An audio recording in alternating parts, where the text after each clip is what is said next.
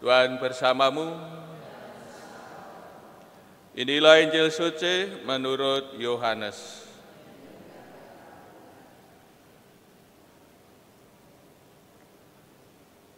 Ketika Yohanes membaptis di sungai Yordan, ia melihat Yesus datang kepadanya. Maka katanya, "Lihatlah anak domba Allah yang menghapus dosa dunia.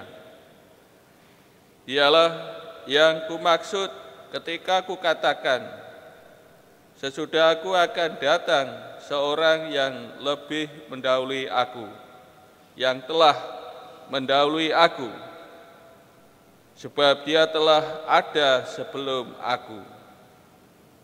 Aku sendiri pun mula-mula tidak mengenal dia, tetapi untuk itulah aku datang dan membaptis dengan air, supaya ia dinyatakan kepada Israel."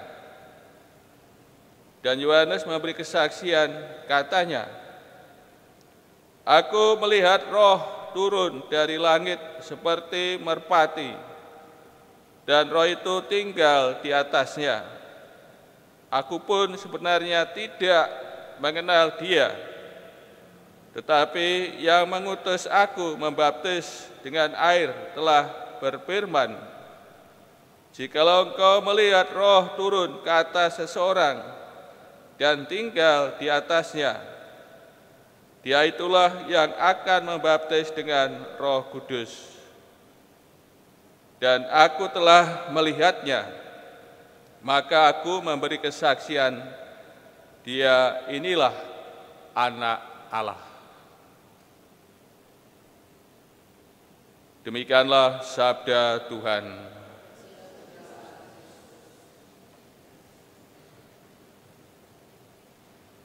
Saudara-saudari yang terkasih, mulai kemarin, bacaan Injil kemarin, kita mendengar kesaksian Yohanes Pembaptis tentang Tuhan Yesus. Dan bentuk kesaksian dalam bacaan Injil kemarin, kesaksian tidak langsung. Dan ini terjadi karena pertanyaan utusan dari Yerusalem. Dan kesaksian kemarin masih samar-samar.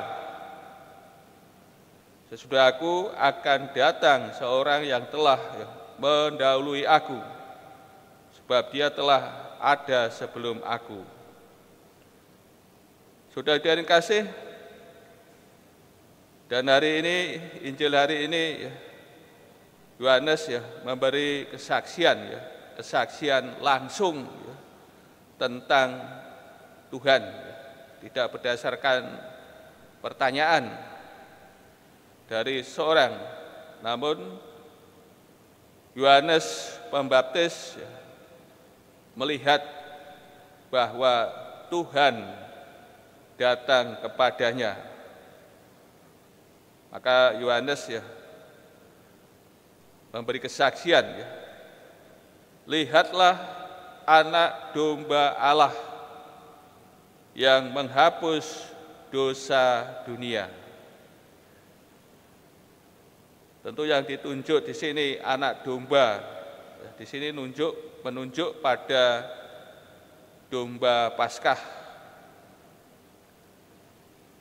Dan ditampilkan di sini mengenai kuasa yang dimiliki oleh Tuhan Yesus untuk menghapus dosa dunia.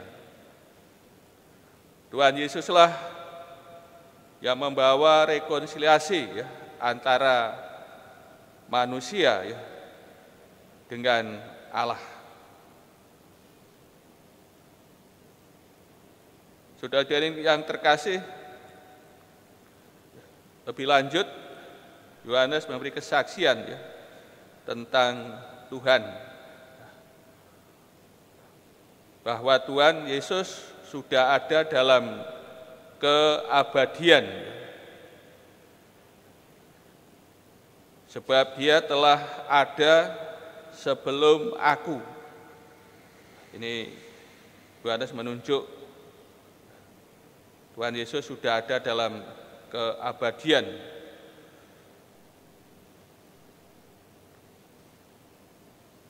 Dan juga Yohanes memberi kesaksian ini, bisa memberi kesaksian ini karena anugerah dari Allah sendiri yang membimbingnya, yang pada mulanya Yohanes tidak mengenal Tuhan, namun berkat Allah yang memberi petunjuk kepada Yohanes ketika melihat roh turun atas seseorang seperti burung merpati, bahwa Dialah yang akan membaptis dengan Roh Kudus. Dan akhirnya kesaksian Yohanes yang kedua bahwa Tuhan adalah anak Allah.